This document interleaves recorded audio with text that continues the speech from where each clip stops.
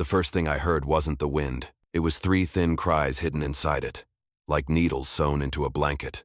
The snow horns were howling the way they do when January decides to teach a lesson, and I was following an old cattle path that had forgotten it was a path. Ice on the pines, crust on the drifts, a sky with its teeth bared. I had no business being out there except the kind a man makes with himself. Check the line, count the posts. Don't let winter walk off with what you built. Then I heard that first cry again, high, threadbare, then another. Then a third that didn't ask so much as insisted. I pulled the mare up and let the storm talk while I listened. Wind confuses sound. Trees carry it sideways. I waited for the pattern. When it came from the timberline east, a place where a fence used to mind the world and now the world minded it. I led the mare by the reins because snow will humble a horse as fast as a man. The path cut through the pines like a scar. Boots sank past the ankle. Frost pried at my eyelashes. The crying stopped, and that was worse than the cold. The clearing showed itself all at once. A half-rotted post stood like a rib. To it was tied a woman. Barbed wire had been twisted around her wrists until it cut its own path under the skin. The kind of twist that says somebody took time to be cruel. Blood had frozen where it left her. Her lips were split. Bruises were blooming along her cheekbones the way bad fruit blooms on a tree you forgot to prune. Snow clung to the corner of her lashes like someone had decided blinking was more than she deserved. At her feet were 3 bundles. Not blankets, rags. Strips torn from the last good piece of cloth she had, which I guessed had been a nightgown. The bundles moved, the way small animals move when they're trying not to decide between life and the easier thing. Don't let them take my daughters, she breathed. The words were a ghost of themselves. Wind tried to steal them and I didn't let it. There's work a man does with his mouth, and there's work he does with his hands. I went to my boot. Steel came up easy. The barbs had been twisted tight enough to sing if you plucked them. I didn't. One cut for the left, one for the right. The wire left like a snake that didn't know it had already died. Pain hit her late after the blood, but she swallowed it like she'd had practice. She tipped forward and I caught her. She was light in a way that isn't a compliment. "You're coming with me," I said. 4 words. All I had to spare. All that mattered. I knelt to the bundles then, because a man who ignores small fires doesn't get to keep a roof. First one, the lightest breath shallow.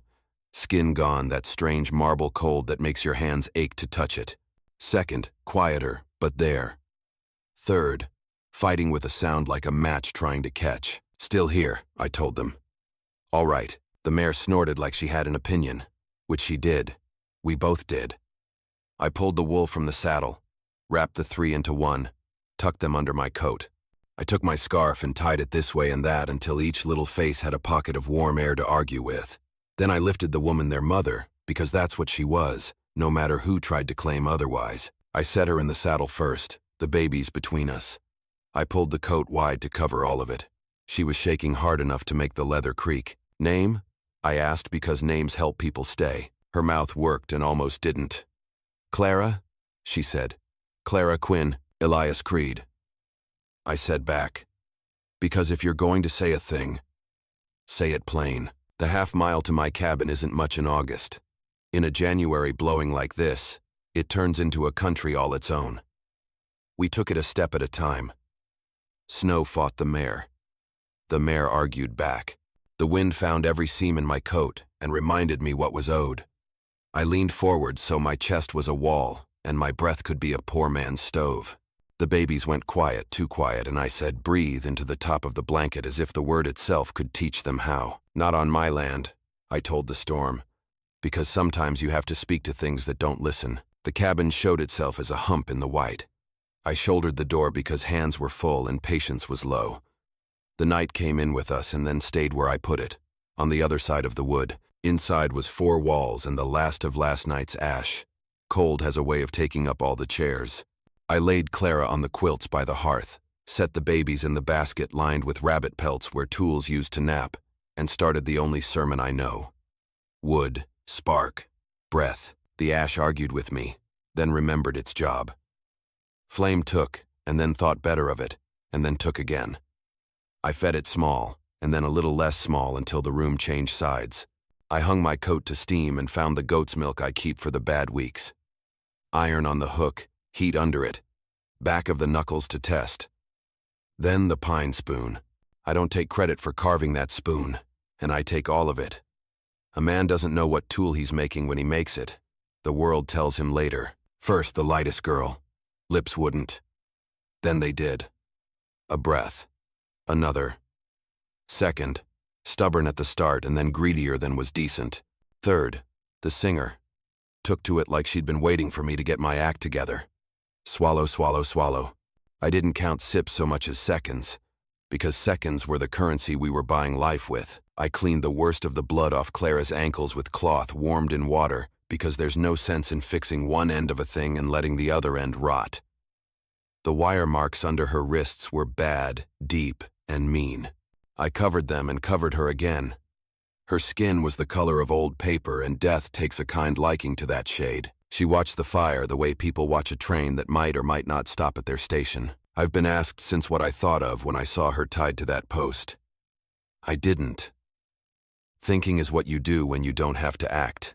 I've known men who got good at thinking, and let thinking be the last thing they ever did. After a time, the room took on the good stink of warm milk and wet wool giving up the fight, and her lips remembered how to be lips. You didn't ask who did it, she said. I know enough about men to know the shape, I said. She nodded in a way that made me feel like I hadn't failed yet. Randall, she said. My husband. Is he the law? I asked. Because some men think they are. No, she said. The word had a crack in it and a hinge. But he pays it to come when he calls. I put another split on the fire. The babies had started making the little working noises that mean a person is in the business of living. I let that sound fix something in me I didn't know had needed fixing. Your girls have names? I asked. Her eyes moved to the basket and didn't leave it. Abigail, she said, touching the nearest brow with the air of her hand. Lydia, Sadie, good names, I said, and meant it. Names are hammers if you hold them right. She watched me feed the last one another drop and then another. You're quiet, she said. Talking takes the breath I'd rather loan to this fire, I said. And that put a crooked smile on her mouth that looked like it had been kept locked away too long. Wind shouldered the walls. The boards shouldered back. The fire made a small, polite show of thriving, and for the first time since the timberline, I let the part of me that counts survive rise up and put on its hat. You don't die here, I told the room, the babies, the woman, the God I argue with, and the winter I don't. Not on my land. Outside, the storm laughed like it knew something I didn't. Inside, a pine spoon clicked once against iron. 3 tiny chests rose and fell in uneven agreement. And the woman I'd untied from a fence post closed her eyes like a door that remembered how to swing on its hinges. The wind pressed harder. The fire answered. And then, under the hiss and the pop, I heard hooves. The hooves passed. For a while, what I'd heard under the wind was yesterday's storm remembering other riders. This ridge keeps sounds the way an old barn keeps swallows tucked up in corners, startling you when they go. The only prints near my door were mine and the mare's and the small shuffling of a woman trying not to wake her own pain when she turned. Morning came thin and late, a pale apology along the floorboards. I fed the fire until it learned manners. The iron pot breathed milk steam. I counted seconds in spoonfuls. The room sorted itself into facts. 4 walls, a roof that had lost arguments and won others, 1 man in boots and ash, 1 woman who had been used like a notice tacked up where the wind could read it, 3 daughters who didn't know they were the reason the sun tries again each day. Clara woke by inches. Her eyes found the basket first. Good. A woman who looks to the living before she asks after herself is a woman I'll take orders from without feeling small. She tried to sit. The hurt caught her fast. I crossed the planks and put a hand to her shoulder. Steady. She tested the word safe like a tooth you're not sure belongs to you anymore. Didn't speak it. Just breathed around it. Hours wore down like a pencil. I warmed milk, tested the heat on the back of my knuckles, brought the pine spoon to 3 tiny mouths. First, refusal, then the business of swallowing. Little throats working with the stubborn dignity of all decent creatures. I changed damp cloth. I turned them so the fire kissed each face in turn. I watched for that terrible quiet and did not hear it. Why? She rasped finally. Not on my land, I said. Some sentences you swing like a hammer. Some you hang like a crossbar. That one does both. When she had a little strength, she told me what I already knew, only better. Money and a house with tall windows can learn to pronounce the word justice so wrong it makes decent men sick. Names fell. One stuck. Randall, husband, owner of nothing, payer of men who like to be paid. I didn't ask for the kind of detail that makes a woman relive what she survived. You don't need to walk a wound around the room just to prove it's real. Your girls, I told her instead, are the only thing worth feeding. She cried without noise. The room listened without pride. The wind shouldered the walls. The fire shouldered back. I sharpened a knife because a soft rasp is better company than the kind of talk that can't help anything. Her eyes followed the blade, the way it took a dull edge and learned its job again. I let that be our gospel. By afternoon, the ridge changed its smell. Wet bark, old iron, the creek below the trees trying a new voice. Melt. It made me uneasy. Melt brings riders. The knock came first in a voice. Morning, Elias. Quick. Wind bit. A woman who knows how to make an entrance do the right work. May Collins. Green shawl. Cheeks high with a hard ride. She stepped in and didn't bring the cold with her. Skill. It's about her, she said. And the her carried my eyes to Clara because the sentence wanted them there. Randall's talking. Says she ran off in a fit. Says she's not right. Says them girls are his by right and she's keeping them against the law. The law. People say it like a dog that comes when it's called. Sometimes it does. Sometimes it bites the person who paid for it. He's hired men, May went on. 4, by my count. Says they're bringing a mother home. But the way they ride, that ain't rescue. Clara's jaw tightened. I nodded once. That nod meant, I heard. Also, it changes nothing about what I'd already decided. May set a small pouch on the table. Lentils. Jerky. A flask. A candle. A woman's understanding of what a day costs. You'll need it. Thank you, Clara said. The words were small, the thanks not. Go, I told May. Keep your eyes down low.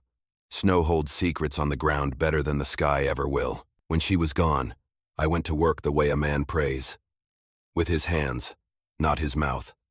Second crossbar on the door. Back window latch carved from scrap and sanded until it obeyed. Wood stacked within arm's reach of the hearth so no one had to greet the cold because a careless log ran out. Sacks of flour, beans, salt to the root cellar. Lamp lit below. Flame argued.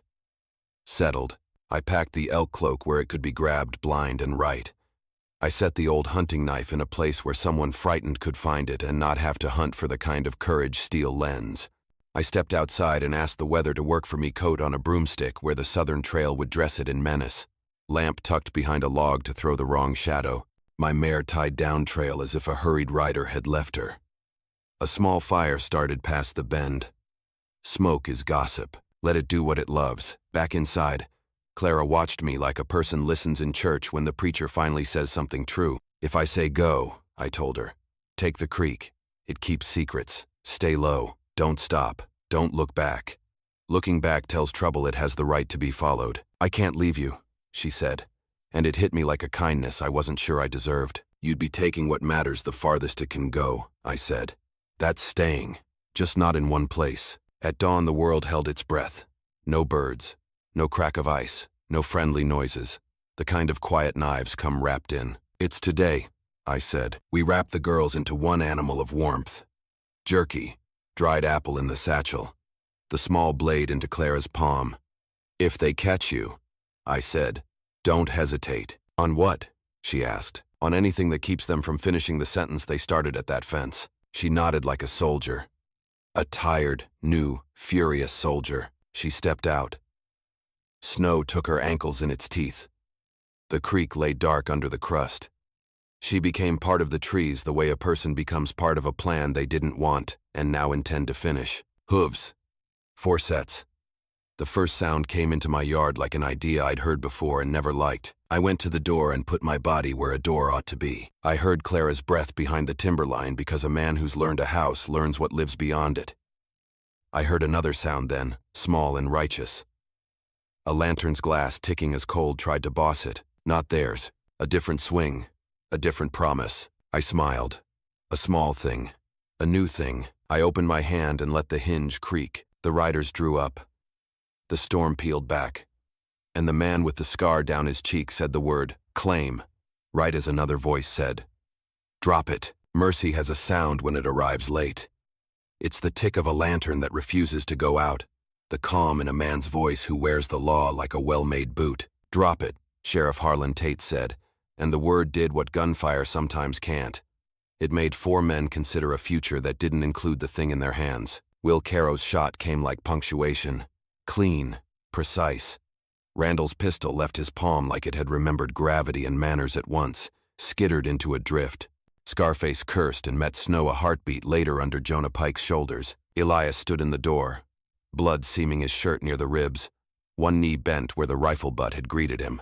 Calm, too calm, the kind of quiet a cliff has. He kept himself between the room and the yard like he had invented the shape of protection. Harlan's badge found the lantern circle and made a small sun of it. Evening, Randall, he said. Let's not pretend I don't know you. This is a family matter, Randall said. The wind ate the last word and spared us the chore. No, the sheriff answered, the single syllable landing like a crossbar sliding into place.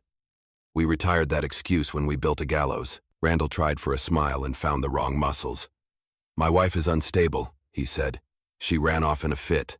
Those girls are mine by right. I stepped into the light. The elk cloak made me broader than I felt. My cheek burned where the storm had written on me.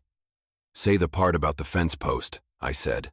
Say the part where you tied me to it with barbed wire and called it justice. His mouth opened and closed. An empty hinge.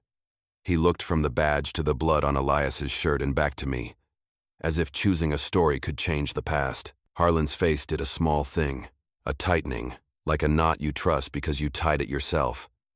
He turned his horse just enough for the lantern to bless us all equally. You ready to swear, Mrs. Quinn? I am, I said. I'll swear until the wind remembers. I told it. Not the pain. Pain is a storyteller that lies for applause. I told the facts. The wire. The strips torn from a nightgown to hold 3 lives together. The word justice used as a blade. I spoke like a woman walking stepping stones across black water. Each stone a sentence that holds. Elias's eyes stayed on me while I spoke. It felt like being warmed from 2 sides, the fire at my back, the steady belief in front. The ache in his body came and went across his face in small ripples he didn't pretend to control. It made him more a man to me, not less. Arrest them, Harlan said, and the calm returned to the ridge like a shy animal that had heard its name. Jonah trussed wrists. Will collected hardware. The 4th man, the one who hadn't made up his mind about evil, put his hands out quick, as if to prove he could do at least one thing right before the night ended. Randall tried to make words into a rope. You're making a mistake, he told the law. Son, Harlan said, and I blessed him for that small, casual cut. We're fixing one. He tipped his hat to me, to the basket where my daughters breathed, to Elias bleeding, upright, unmovable. And then he and the world that listens to badges moved off down the ridge. Their lantern swayed through the trees like a small planet we'd been promised and finally seen. I crossed the yard to Elias. Close, I could smell iron and wood smoke. I pressed my palm above the wound, felt heat, heartbeat, the complaint of torn flesh, the refusal underneath it. You're not dying, I told him. It was a command this time, not a wish. Not planning on it, he said. His mouth found half a smile and liked it. We went inside. I cleaned and bound the cut with linen that had once thought it would be curtains. Elias didn't do the lie brave men tell about pain. He breathed like a man working a hill. Small, measured, honest. The girls stirred and settled. The fire sighed like an elder who approves. Outside, the storm changed keys and went to a lower song. Inside, the quiet became a thing we could sit in without owning. Clara, he said when the wrap was tied. His voice had ground in it now. You left and you came back with the law. I did, I said, tucking the blanket tighter around a daughter who liked to escape her corner. I learned to leave to stay. He nodded as if I'd named a tool he'd been using without calling it anything. Elias. I slept like a door leaned against in a storm worked. Proud to be. When I woke, the fire was shape and coals and the world smelled like smoke, milk, and iron. Clara sat cross-legged with my knife across her lap, the elk cloak big around her shoulders, the look in her eyes telling the room exactly who would be making decisions if anything knocked. The babies breathed like small engines. The ridge outweighted weather as it knows how. Harlan brought word on a soft day later. Charges, hearings, words like abandonment and assault and attempted murder by exposure strung together in a suit that finally fit the man who'd ordered my rib bruised. Money had its say. Distance did the rest. Randall slid 2 counties east where soil forgets faster, but Harlan told me a thing I already believed. Stories can be leashes. He'd told a few. The dog would tug, but it would not run free. We mended. You measure that kind of work in inches and accept the cost. I added a board to the east wall. The house took a deeper breath. I cut a second crossbar for the door, not because fear had a chair here, but because love builds redundancies into the places where weather gets ideas. I carved 3 cedar plaques as the snow slid off the roof in long sighs. Abigail, Lydia, Sadie. Firelight learned their letters fast. Clara cried the right kind, the kind that leaves a floor cleaner than it found it. Then she stitched a shawl, the color of bruises becoming memory, and put 3 initials in one corner. A, L, S, and under them a word that almost unmade me. Worthy. She wore it early and late. It made the room invite a better kind of quiet. I strung beads, 3 small, smoothed until my thumb forgot what worry was for. I looped them over sleeping wrists and offered my hand to the only person I intended to obey. She took it. That was our vow. Fire, mountain, 3 conspirators in a basket. Enough witnesses for anything honest. We started feeding the world on purpose. Word carried our name the way wind carries smoke it respects. Men with dust in their throats climbed our switchbacks and found bowls they didn't have to earn and a table that didn't ask them who they'd been before the food was ladled. A widow came with a boy who hadn't chosen language yet. Clara gave him letters and cornbread. He left with both. A circuit rider ate like tithing, worked both directions. I fixed what broke. Wheels, soles, handles, the part of a latch that forgot which side of duty it loved. Repair is a trade you can build a creed on. On Tuesdays she taught reading, and I pretended I needed to sharpen something in earshot. Boys held words like knives until she showed them bread. Girls held them like keys and she added locks to their imagination so they had something worth opening. At dusk I took to sanding a board on the steps while the ridge traded purple for star.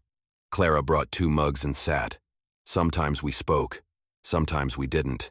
Sometimes she said, "This fire between us." And I said, "It just needed a place to live." And that counted as prayer enough for a house like ours. You think this is the end? Some stories end with a wedding. Ours started there. Peace isn't a finish line. It's a practice, but the past owns horses and news rides. One evening, a coat I didn't recognize darkened our door, and a man with a saddle-sore voice asked a question with the wrong kind of curiosity in it. He came up from the mining road with his hat low and his pockets jangling with coins that talked too loud. Ate with his eyes before he earned the right to eat with his mouth. The kind of man who thinks a table is a witness and a woman is a ledger. "This the hearth?" he asked, already inside the door the way men are when their mamas didn't teach them thresholds. "It is," I said. "Boots off or mud will say things about you we won't like." He grinned at that, discovered he had teeth and put them away. Saturday, Clara slid stew in front of him the way you put a blanket over someone who might be cold later. He took 1 spoon and then 2, and some of the gold sounding in him quieted to copper. He looked around. The plaques, the beads on small wrists, the slate on the shelf where home had been drawn half and wiped half, like the word was practicing being weather. "Heard tell," he started, mouth shaping trouble or admiration. I couldn't tell which. "That this place got built after some business." "After," Clara said. She didn't give him a plank more to stand on. "A woman will leave a man a cliff if he asks for one." He nodded slow, set the spoon down, picked it up again. "Most folks move on," he said. "Most fires move on," I said. "A hearth stays." He chewed that. It changed something small in his jaw the way a good sentence changes a day. When he left, he set $2 under the spoon like confession. At dusk he came back with a busted wheel. I fixed it. He watched close not to learn, but to name the thing I was. Men like that like to sort. I let him tire himself. He rode off with less noise on his person and more work in his hands. That counts as profit. The days made a habit of being worth keeping. Harlan came when he could be just a man with a bad coffee habit. He leaned in our doorframe and let the girls put acorns in his hatband until he had a crown the mountain envied. He told us what we needed to know. Randall was a problem in another county now, smaller in the mouth for a while, and he didn't keep us longer than news requires. A badge that doesn't love its own echo is a rare animal. I respect rare things. The past didn't stop knocking. It just learned to lose. Sometimes a gust found a seam and breathed cold along Clara's scars, like memory with poor manners. She'd lay her palm to the wood and the wood would remember its job. Sometimes a shadow at dusk looked too much like a man who'd paid others to do the worst kind of work. We let the shadow land. We didn't set a place for it. We extended the east wall again, an act of faith that boards understand. I built a second bin for flour, because hunger isn't the only thing to be protected against. There's also abundance without planning. We cut a new window to the south. The light came in like someone we used to know who'd finally apologized. Clara hung the shawl where hands could know it and shoulders could learn it, then wore it anyway, because worthy is a word you repeat until your bones finally answer. At meals, I'd watch her teach the girls small laws that never made a book. We wait our turn. We keep our promises small enough to keep daily. We feed whoever knocks unless they ask us to feed the part of them that wants ownership. Then we feed their feet and send them walking. Bread cooled on the sill. Steam wrote its truth into the room. The creek said names only children and goats believe. The ridge did that thing it does at sunset where it gives every color one last run and then sits in the dark like a man who's done a day's decent work and doesn't need an audience. I've never been good at asking. You have to be ready to hold the answer without putting it in a drawer. One evening I tried. "Why'd you come back with Harlan?" I asked. Could have kept going down to town. Let the law fold around you like a blanket and never look up this ridge again. Clara didn't fill the air to give herself time. She didn't bargain. She took 2 breaths and handed me the truth with both. "Because wherever we go, we have to live there," she said. I wanted to live here. That sentence found a place to sit right under my rib where words become vows when you're not watching. Clara, we never did crowns or rings or papers. Those things are fine if they fit the hand that wears them. We did beads and hands and work. I wore worthy against my skin until it stopped feeling borrowed. I said the girls' names out loud morning and night like a lock, a key, and the sound the door makes when it opens the right way. On Tuesdays, I taught children whose feet could get them to our ridge. I pressed charcoal to slate. I told boys with fists that letters were not to be punched. They were to be planted. I told girls who apologized for asking to stop spending that word on people who hadn't earned the right to cash it.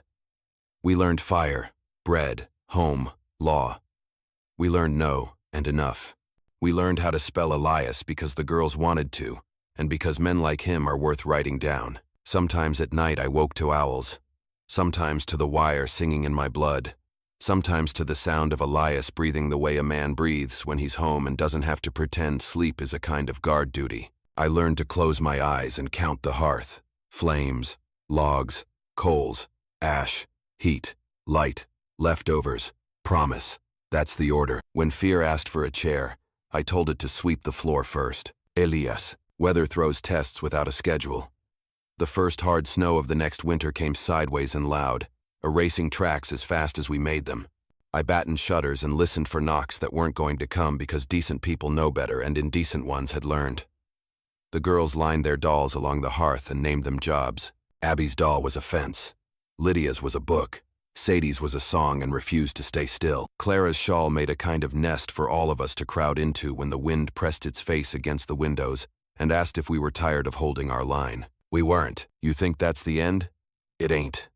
The Ridge had one more lesson to hand me about what belonging means. The Ridge tested us the way good teachers test, not to watch us fail, but to show us what we can carry. It came in the form of a boy from Dry Creek, 10 by his mama's calendar, older by his eyes. He crept up the switchbacks with his hands in his pockets and his mouth full of words that had tried to hurt him before he could use them. He stood in the doorway and didn't know how to ask. I put a cup in his hand because a person holding something warm learns faster. "What do you need?" I asked. He looked at the plaques. He looked at the stove. He looked at Elias like a boy looks at a man to see if the story about men is true here. "I want to read," he said. And he said it like a dare he'd already lost elsewhere. "Then sit," I said, "and learn how to own a quiet thing." He traced home on the slate slow, letter by letter, surprised that his hand did not shake or betray him. He grinned into his shoulder so the room wouldn't see. The room saw, and did not name it. Elias fixed a broken hinge in the corner without looking like he was listening, while listening to every stroke of chalk. The girls put bread ends in the boy's pocket as if secrets belonged there and should be fed. Later, when his mother came by with thanks so awkward it made her accidentally beautiful, she said, "I heard what happened up here. With the husband. With the sheriff. You heard a good version," I told her. "The kind where the law behaves itself." "It always do that?" she asked. "No," I said. "But sometimes it remembers." She nodded. "The way a woman does when someone else's story rearranges the furniture in her own house." The hearth kept making and keeping. Word spread like it does when a thing is both useful and kind. Men set down fists and picked up spoons. Women sat and let their backs learn a chair. The creek learned our names and stopped trying to take the bank when it didn't need to. Harlan rode up less, which means better, not worse. Trouble had to ride farther to find us. And some days that was enough for it to get tired and go home. "Elias, I've been told I should write this down. I don't write much. I make and fix. Wood and iron understand me. Paper pretends to but makes faces when I leave out what a schoolmarm would swear in as necessary, but I'll set a few more things in place. There are 3 kinds of work on this ridge. The kind with your hands, the kind with your mouth, and the kind with your staying. We've done all 3. Hands, boards, crossbars, spoons, beads, stitches, stew, mouth. Not on my land. The girls are worth feeding. We keep our promises small enough to keep daily, staying. A woman who left to bring back a lantern. A man who stood in a doorway long enough for a sheriff to arrive. 3 daughters who learned the difference between quiet and silence, and used both at the right times. I used to think a man needed a map. Turns out a man needs a place where if he stands long enough, the world will finally consent to tell him the truth he already knew but didn't trust. The ridge did that. The hearth did that. Clara's shawl did that. The stranger from the mines came back in spring with a wife who looked like Dawn trying to make it. He didn't talk as loud. He called me Mr. Creed like respect he'd borrowed and forgot to give back.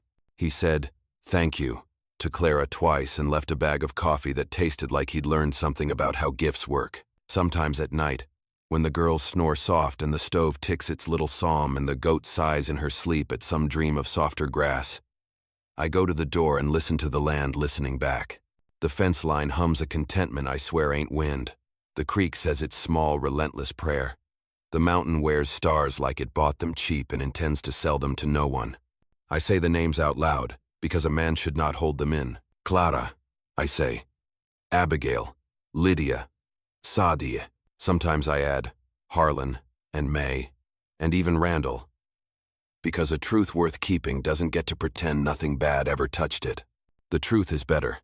Something bad touched it and it lived anyway. Clara. I wake some nights and reach for the scars, not to measure pain but to measure distance. Every day puts more road between the fence post and the bed I chose. Every bowl of stew handed across our table is a bridge we built where no one wanted there to be a river. People ask what we owe the sheriff. I say, respect. People ask what we owe Elias. I say, everything and nothing. He offered his hand and I took it. People ask what we owe ourselves. I say, the next thing: split wood, feed kid, teach word, listen, sleep, repeat. That's how you keep a fire from burning your house down. That's how you make a house, a home, and a home, a place and a place, a story that keeps from turning into a museum. We do not keep souvenirs from that night. No wire, no post.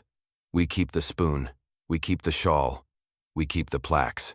We keep the habit of saying the truth once in big letters, and then in small letters every day after, until even our bones have learned to read. If you come up our switchbacks, your breath will hurt before it helps. You'll hear the creak. You'll hear the hens being bossed by a girl with grass on her knees. You'll hear another girl scolding an alphabet, and a third trying to teach a song to a stick. You'll hear a man's knife learning an edge it already had, and a woman humming a line her mother taught her when the world was a different shape. You'll come to the door and you'll hear nothing for a second. Don't be fooled. That silence is an invitation. It's the space we keep for the part of you that hasn't had room in a while. Knock. Or don't.